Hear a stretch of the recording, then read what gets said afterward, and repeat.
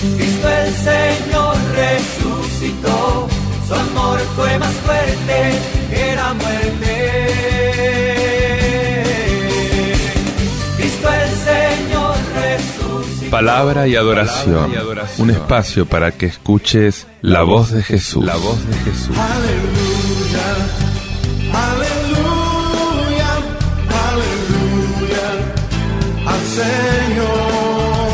Aleluya, aleluya, aleluya al Señor. Paz y bien, te habla Fray Alejandro, una vez más contigo en este espacio de espiritualidad que el Señor nos regala para poder entrar en el misterio de la palabra de Dios. Especialmente en este día en que estamos celebrando el nacimiento del gran profeta, de San Juan Bautista, esta especie de bisagra entre el Antiguo y el Nuevo Testamento, el último de los profetas y el primero del Nuevo Testamento. ¿Cuál es el papel del profeta?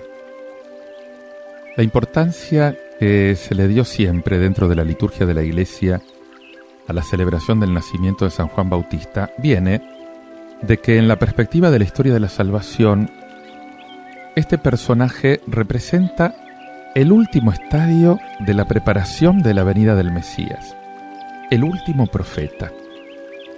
El relato de San Lucas, que nos presenta el anuncio del nacimiento del Bautista, nos describe justamente su figura con todos los rasgos característicos de los verdaderos profetas. La vocación se manifiesta desde el nacimiento mismo, la posesión del Espíritu Divino, la ascesis, y Lucas se basa especialmente en la figura de Samuel para caracterizar el profetismo de Juan. Del mismo modo que Samuel, Juan es grande a la presencia del Señor, y como Samuel nace de unas entrañas estériles, y del mismo modo que Samuel era al mismo tiempo sacerdote y profeta, encargado de elegir al rey. Juan es de la familia sacerdotal y es profeta, y está destinado a designar al Mesías.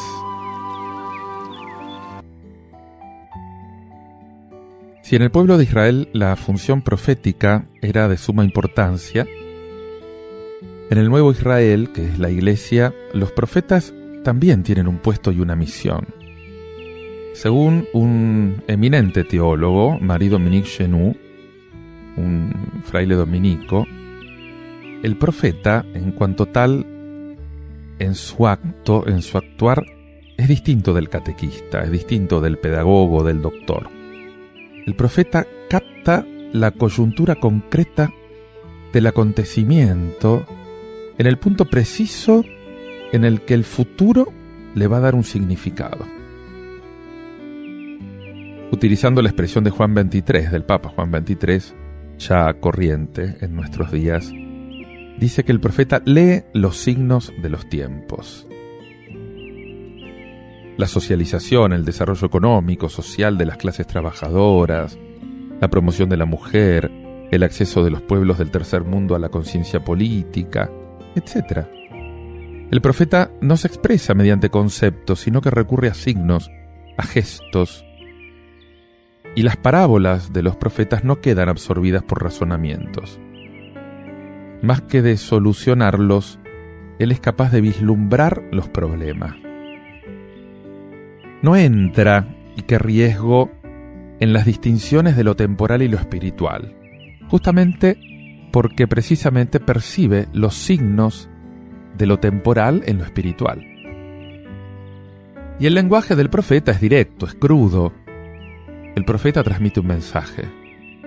Es el heraldo del Mesías, de ese Mesías que vino y que tiene que venir. Y con frecuencia la Iglesia como institución ahoga la voz de los profetas. Tenemos que batallar entre todos para que el ambiente de nuestras comunidades sea favorable a la aparición de voces proféticas.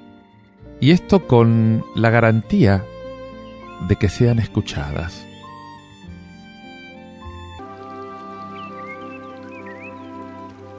La Iglesia está llamada a ser, como Juan el Bautista, la precursora del Mesías.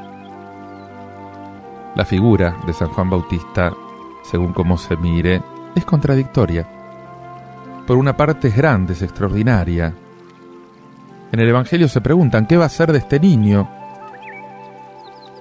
La primera lectura de Isaías dice, te hago luz de las naciones. Pero al mismo tiempo se presenta llena de humildad. Se presenta totalmente subordinada a la figura de Jesús. Cuando estaba por acabar su vida, decía, yo no soy quien ustedes piensan, sino que viene detrás de mí uno a quien no merezco desatar las sandalias. Y en este sentido, podemos leer unas palabras del propio Jesús que definen este carácter contradictorio de la figura de Juan. Dice Jesús, yo les digo que entre todos los nacidos de mujer no hay profeta mayor que Juan. Pero el más pequeño en el reino de Dios es mayor que él. Lucas 7:28. Toda la dignidad de Juan está radicada en la tarea de la preparación que tenía que llevar a cabo. Pero una vez llegada la plenitud de la salvación, la figura del Bautista tiene que disminuir, tiene que desaparecer. Y desaparece para dar paso al único, al verdadero Salvador, que es Jesús. Y en cierto modo, esta característica de Juan es la que debería tener la Iglesia con respecto a la persona y a la obra de Jesús. La Iglesia no es ningún fin en sí misma, no es ninguna realidad absoluta.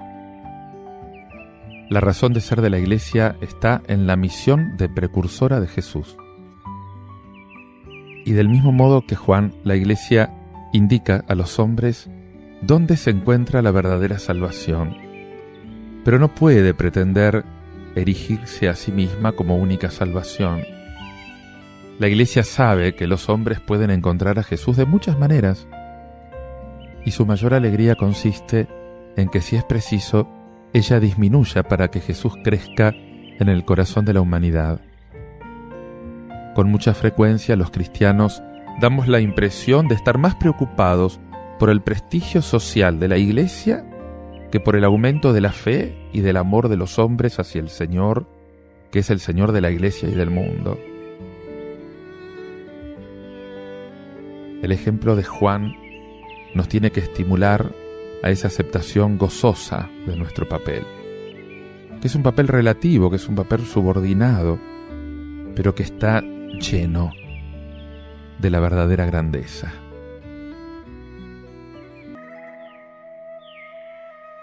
El profeta es profeta porque es Dios hablando a través de la boca de un hombre, y esto lo hace a través de su Espíritu, del Espíritu Santo. Juan Bautista es profeta porque está lleno del Espíritu Santo, y el Espíritu actúa en él y lleva adelante su obra profética. Pedile al Señor este Espíritu. Contemplá el misterio de su actuar en nosotros, y hacelo con este canto titulado Espíritu de Vida.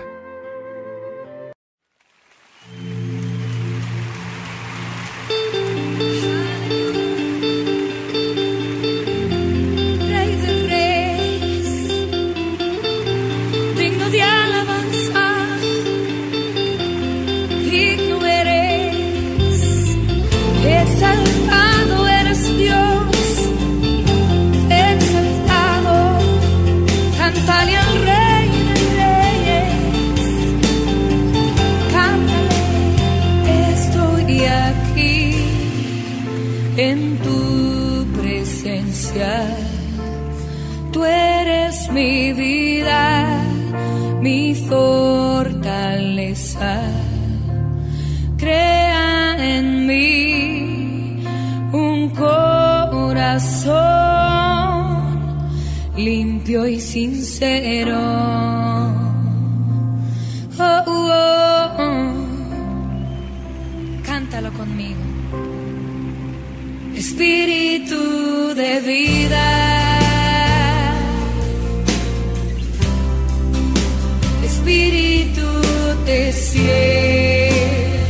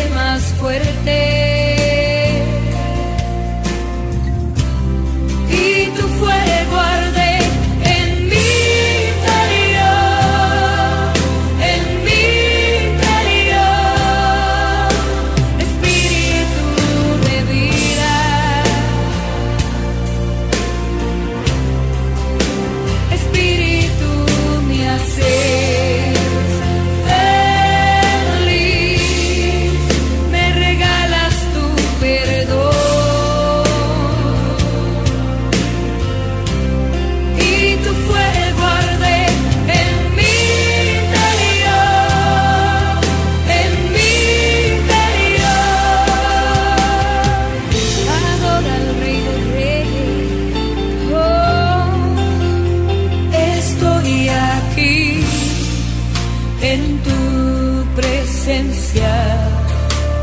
Tú eres mi vida, mi fortaleza. Crea en mí un corazón limpio y sincero.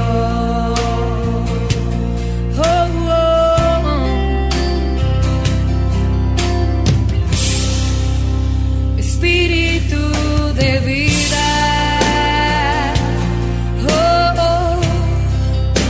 Espíritu te siento en mí, tu amor me hace más fuerte y tu fuego arde en mi interior, en mi interior. Espíritu de vida, Espíritu, Espíritu, tú me haces feliz, tú me haces feliz, me regalas tu perdón, me llenas y tu fuego arde en mi interior, en mi interior.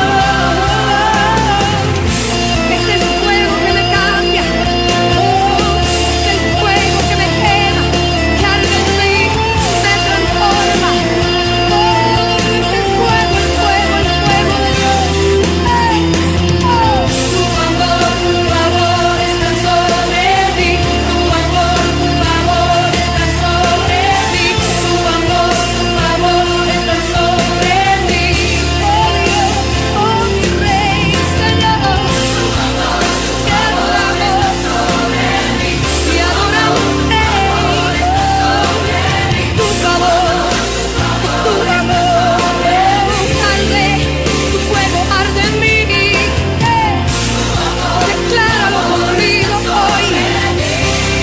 Y tu fuego arde en mi interior, en mi interior, en mi interior, en mi interior. Oh, levanta tus manos al Rey. Él está en ti.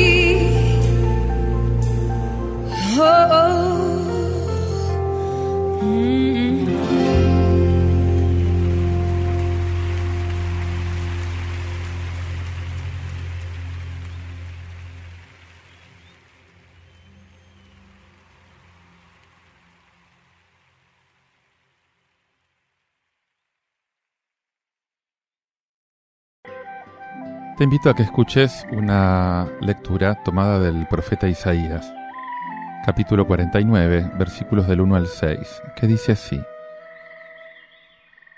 Escúchenme, islas, atiendan, pueblos lejanos. Estaba yo en el vientre y el Señor me llamó, en las entrañas maternas, y pronunció mi nombre. Hizo de mi boca una espada afilada. Me escondió en la sombra de su mano, me hizo flecha bruñida, me guardó en su aljaba y me dijo: Tú eres mi esclavo, Israel, de quien yo estoy orgulloso. Mientras yo pensaba, en vano me he cansado, en viento y en nada he gastado mis fuerzas. En realidad mi derecho lo lleva el Señor, mi salario lo tenía mi Dios. Y ahora habla el Señor, que desde el vientre me formó siervo suyo, para que le trajese a Jacob, para que le reuniese a Israel. Tanto me honró el Señor, y mi Dios fue mi fuerza. Es poco que seas mi siervo, y restablezcas las tribus de Jacob, y conviertas a los supervivientes de Israel. Te hago luz de las naciones, para que mi salvación alcance hasta el confín de la tierra. Esta figura austera de Juan el Bautista, vestido con pelo de camello, comiendo langostas, realmente como aún hoy en día lo comen algunas tribus, siempre resulta atractiva. Él es el precursor, Él es el que comienza con la buena nueva de Jesús. Y entonces no resulta nada extraño que la liturgia nos proponga como lectura del Antiguo Testamento el segundo poema del siervo de Yahvé, este cántico que ya fue comentado muchas veces. Y acá vamos a hacer algunas reflexiones. Primero, toda misión, ya sea la del profeta como la del siervo de Yahvé, o la del precursor o la de cualquier otro, va íntimamente unida a un encuentro, a una llamada.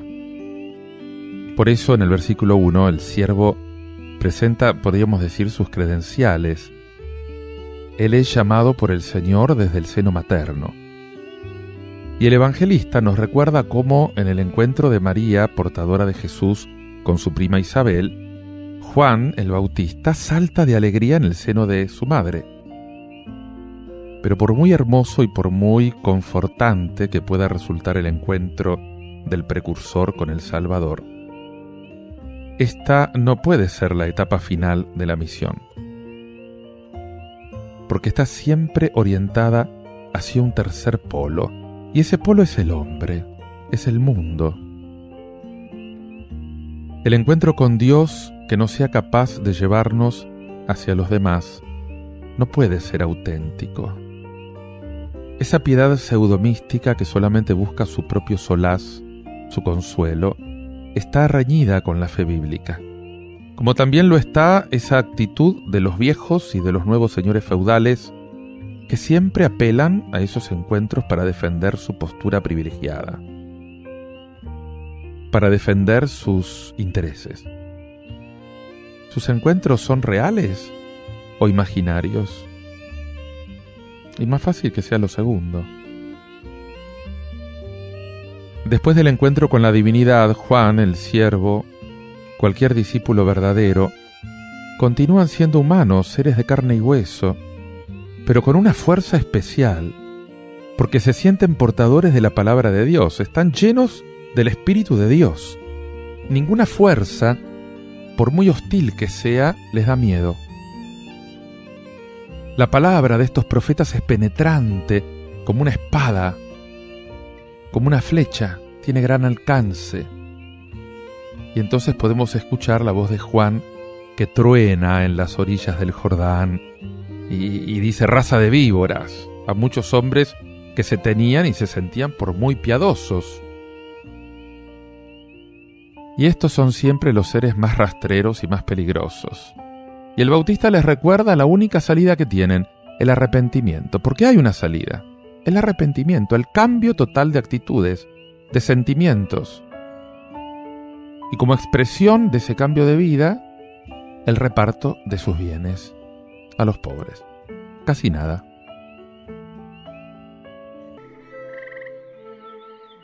El encuentro de Juan, del profeta, con el Señor lo lleva al anuncio de la palabra, no a la reforma del culto o a la celebración de actos litúrgicos. Hay que distinguir con claridad los dones y los carismas. El mensajero de la palabra y el administrador de los sacramentos. El profeta y el hombre del culto. Pueden ser muy diversos. En caso contrario, vamos a crear solamente funcionarios, aunque sean del culto. Dirigí tu mirada hacia Isaías, cuando recibe su misión profética. No se lo invita a unirse a la liturgia celestial mediante un acto litúrgico terreno, sino que solamente se le encomienda el anuncio de la palabra. Y a pesar de su gran esfuerzo, el siervo cree que su misión ha fracasado. Y entonces de él se apodera el desaliento. También Jeremías se lamentaba amargamente al Señor, porque sus paisanos se le reían en la cara, se reían de su palabra. El testimonio de esta etapa tan dura quedó reflejada en las confesiones de Jeremías, capítulo 15. para consuelo, para meditación de todo apóstol a quien siempre le toca vivir momentos amargos. Y también en la vida del Bautista pasó esto, tuvo un fin trágico. Muere en manos de Herodes por denunciarle sus pecados al rey, que estaba viviendo con su cuñada. Pero el autor de este poema nos recuerda en el versículo 4 que este fracaso solamente es fracaso a los ojos humanos, porque el Señor se siente orgulloso de su servidor y con mucho gusto acepta su trabajo, y por esto le encomienda una nueva tarea. No solamente tiene que convertir a los de Israel, sino que su luz tiene que proyectarse sobre todas las naciones de la tierra. Y como Juan comenzó la buena nueva de Jesús, y Jesús la prolongará a todos los confines del mundo, sintiéndose orgulloso de su primo, sintiéndose orgulloso del precursor.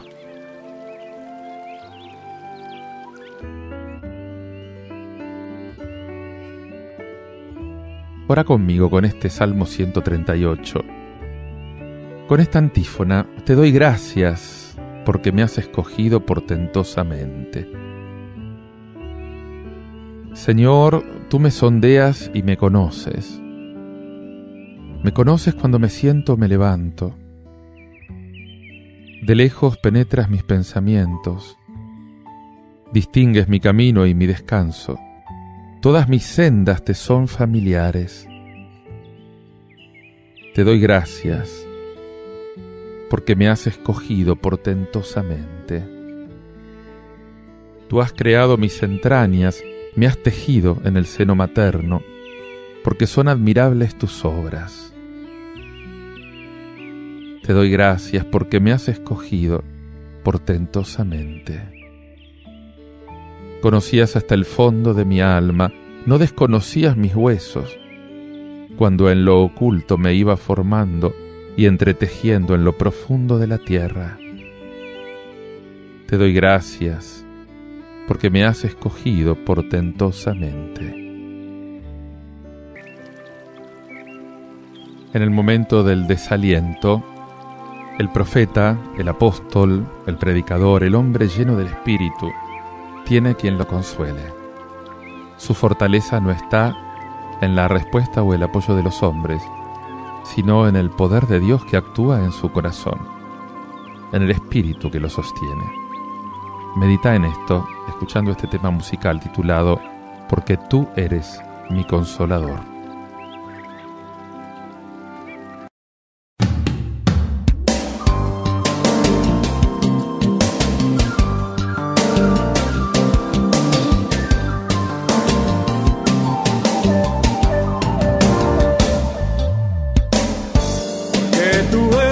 Consolador, porque tú eres mi consolador.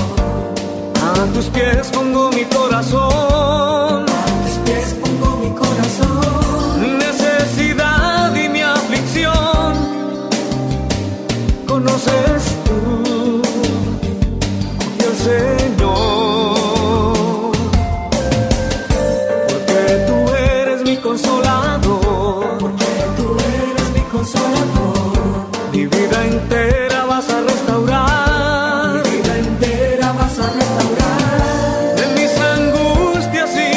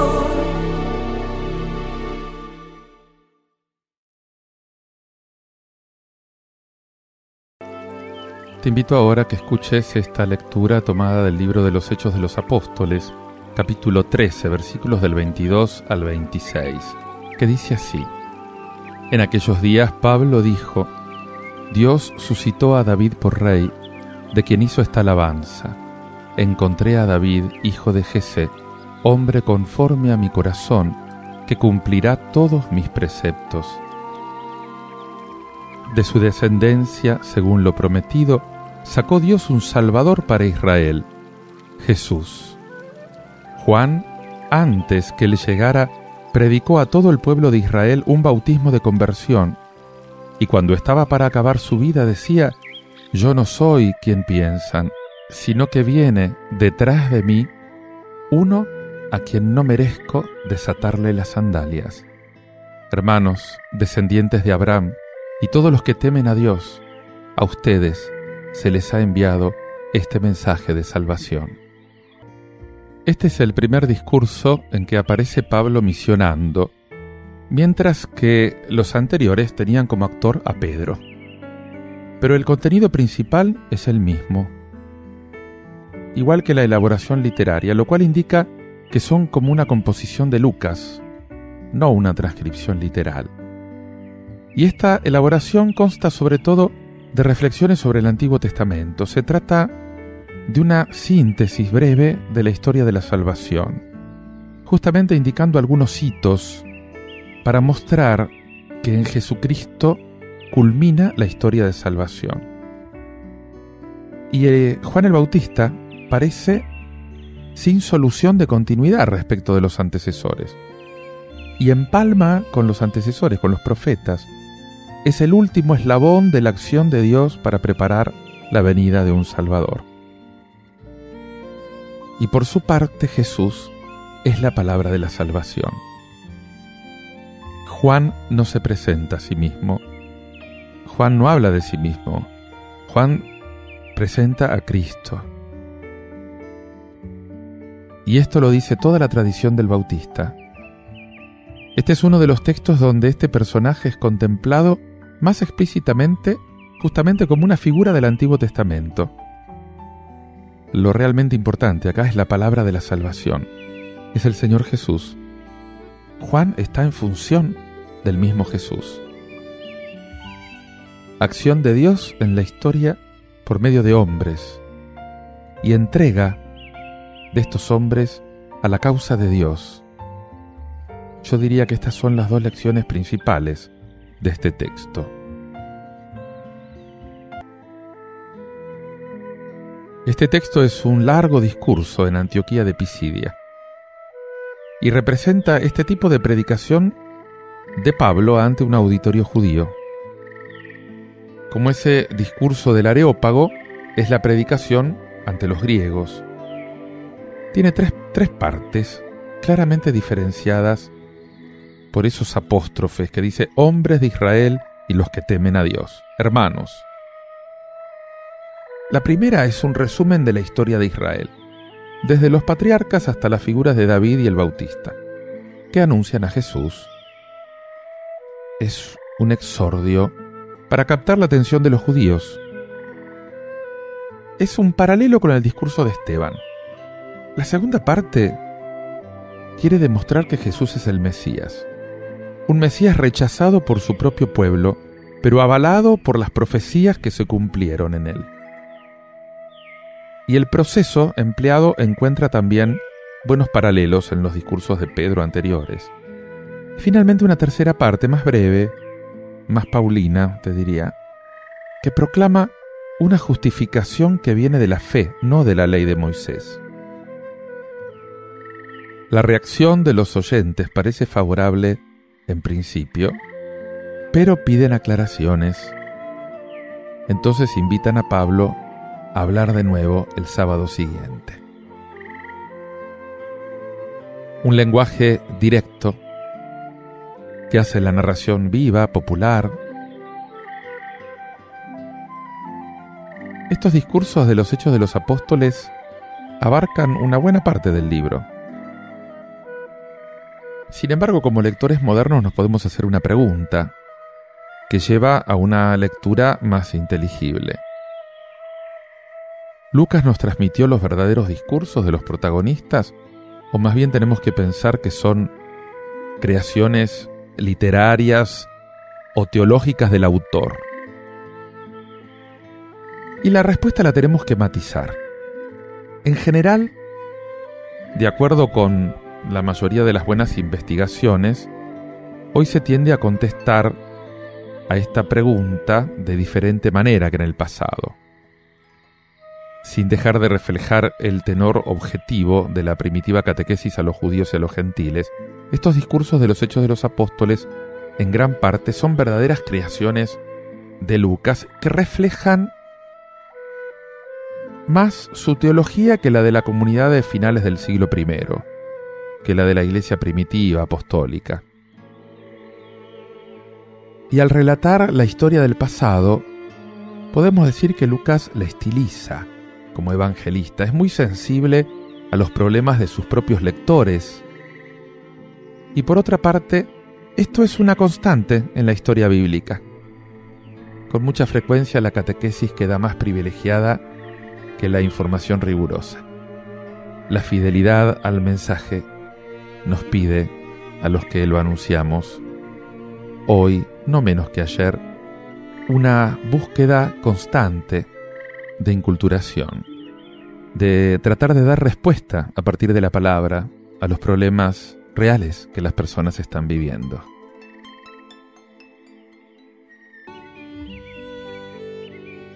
El predicador, para poder responder a las inquietudes profundas de cada oyente, tiene que estar muy unido al Espíritu de Dios, porque es justamente el Espíritu el que revela el corazón y el que llena la boca con su propia palabra, porque nosotros lo necesitamos a Él. Te invito a que lo medites escuchando este tema musical titulado Necesito de ti.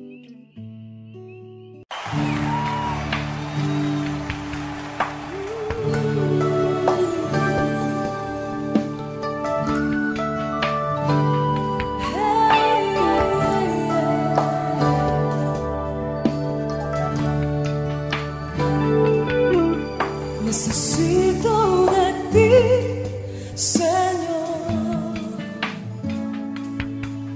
Necesito escuchar tu voz. Mi alma tiene sed de ti. Necesito de ti, mi Señor.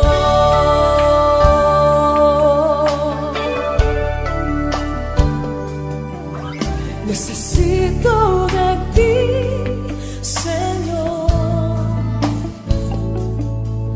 Necesito escuchar tu voz.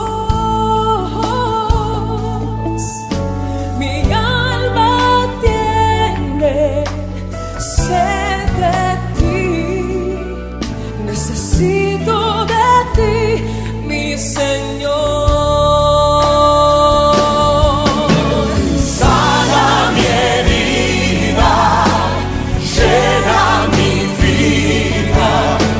Transforma mi corazón,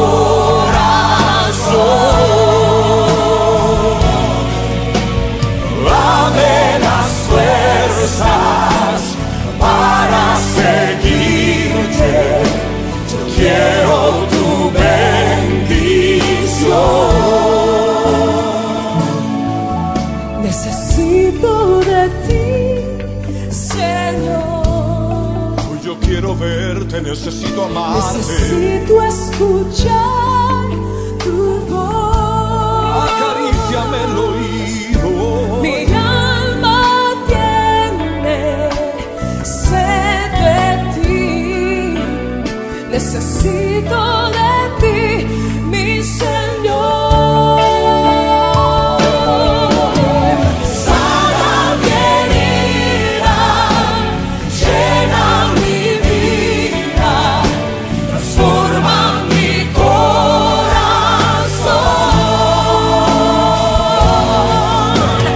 Dame las fuerzas para seguirte. Yo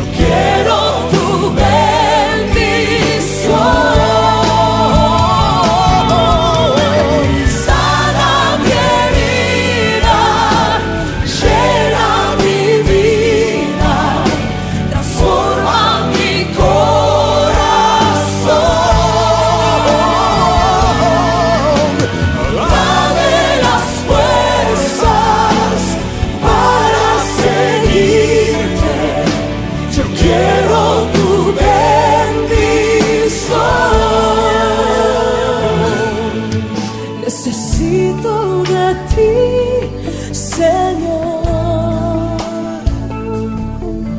Necesito escuchar tu voz. Oh, mi alma tiene sed de ti. Necesito de ti, mi Señor. Necesito de ti, mi Señor. Necesito de ti, mi Señor.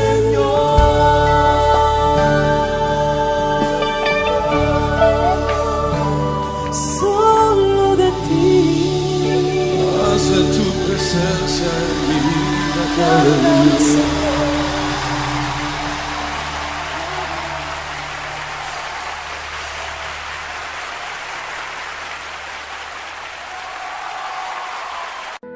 Te invito ahora a escuchar este Evangelio tomado de San Lucas capítulo 1, versículos 57 al 66 y 80, que dice así: A Isabel se le cumplió el tiempo y dio a luz un hijo. Se enteraron sus vecinos y parientes de que el Señor le había hecho una gran misericordia y la felicitaban.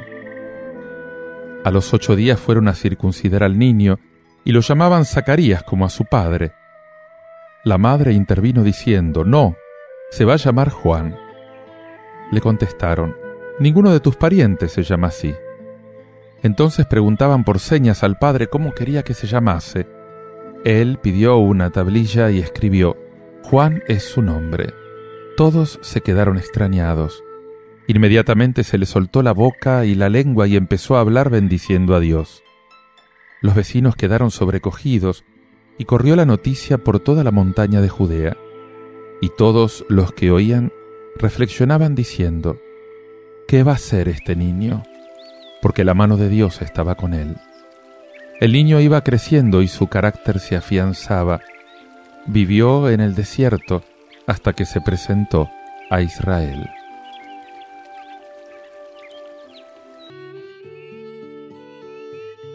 La fiesta del nacimiento de San Juan Bautista gozó históricamente de gran popularidad.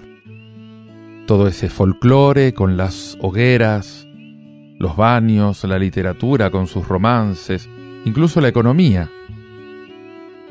Justamente era el día que se contrataban los segadores. Y entonces se transformó en una fiesta importante. La Iglesia colocó esta celebración a 6 meses exactos antes de la Navidad, aplicando al ciclo litúrgico la frase «ya está de 6 meses», la que consideraban estéril. Juan fue un personaje conocido en su tiempo. El historiador Flavio Josefo no se olvida de citarlo. Para la fe cristiana supone el fin del Antiguo Testamento y el preludio del Nuevo. Es ni más ni menos que el precursor. Y su nombre justamente lo indica así. Juan quiere decir Dios se ha compadecido, mientras que Jesús significa Dios salva. Sin embargo, nada de esto impide que las actitudes fundamentales de su personalidad puedan servirnos perfectamente como un esquema de reflexión. El Bautista no fue un docto, un religioso burgués de ideas acertadas, pero descomprometidas, como quien observa la marcha del mundo desde afuera. Juan toma postura ante la situación en que vive, y lo hace con las características y con los matices de esa psicología particular, pero que no se limita a pensar o a hablar. También el nuestro es, en cierto modo, un tiempo de crisis, un tiempo de necesidad de cambio. En nuestro tiempo no faltan, ni en el ámbito civil, ni en el religioso, personas con ideas, al menos aparentemente que estén acertadas.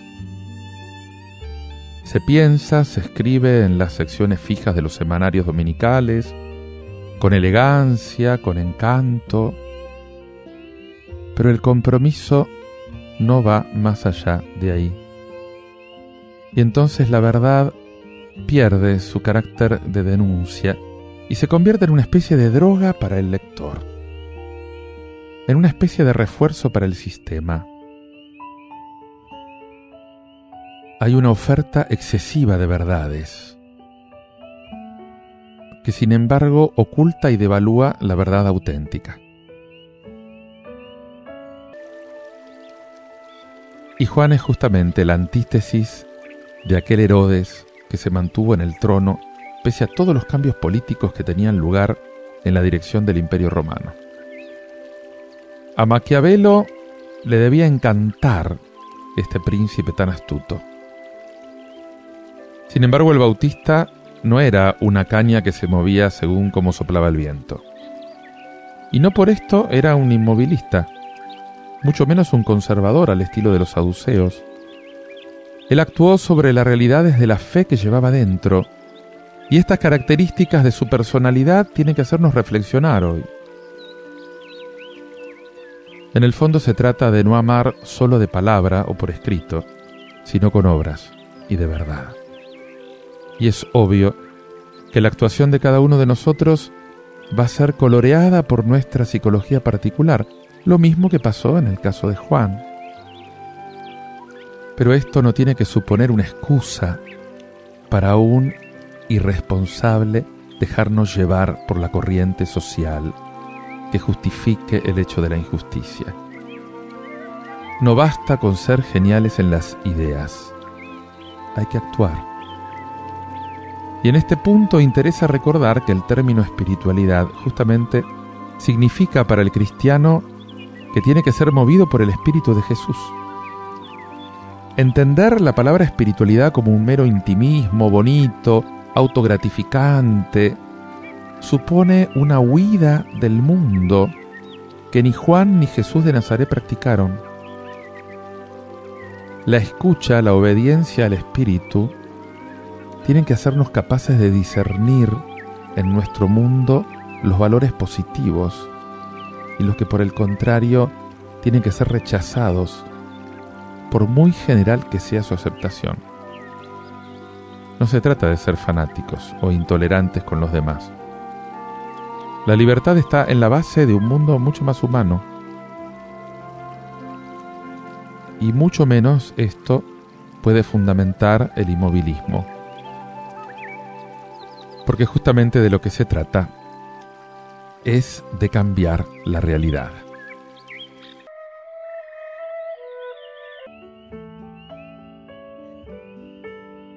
Pero quizás la actitud clave que permite al Bautista actuar de esta manera es su desprendimiento. Juan no construye nada para él, ni siquiera un grupo de seguidores. Él obra en función de otro. Él tiene una conciencia clara de ser puente, camino. Él no es el fin, y está dispuesto a desaparecer de la escena cuando su misión esté cumplida. Y este mismo talante justamente es el adecuado para el discípulo de Jesús.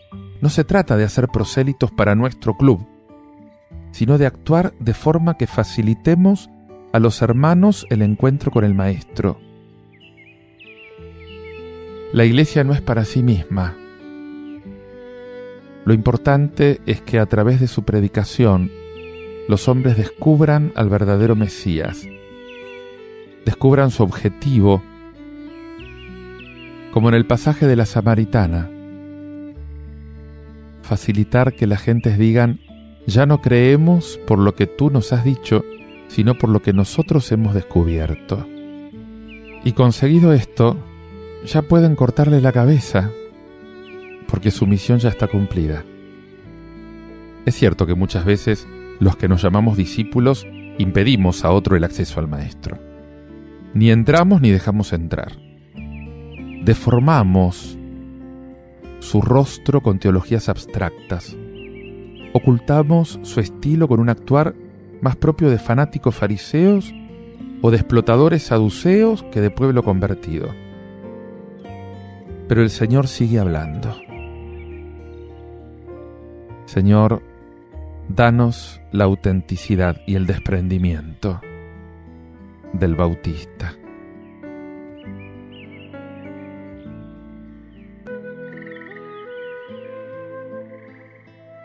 Sí, Señor, Necesitamos tu cobertura, necesitamos de tu espíritu. Sin tu espíritu, nuestras palabras serían huecas. Sin tu espíritu no podemos ser profetas. Te invito a que medites, a que ores todo esto, escuchando este canto de Fernanda Brum, titulado Oración del Profeta.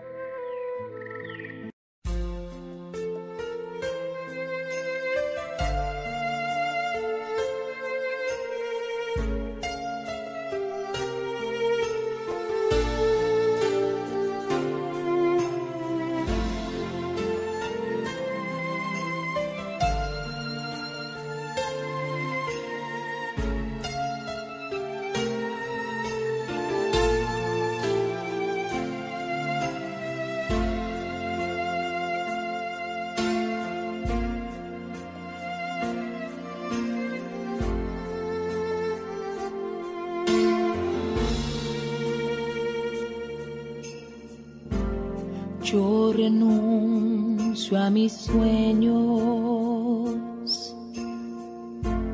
yo renuncio a mi vida, me entregaré por completo a realizar tus deseos. Yo no quiero nada en cambio. Déjame quedar a tus pies, cercado por muchos, amado por pocos. Es así que me siento. Déjame quedar aquí, pues sé que Dios está siempre a protegerme. Mi llanto cesará al amanecer. Yo sé que nada irá a alejarme de ti, Cordero. Todo mi amor.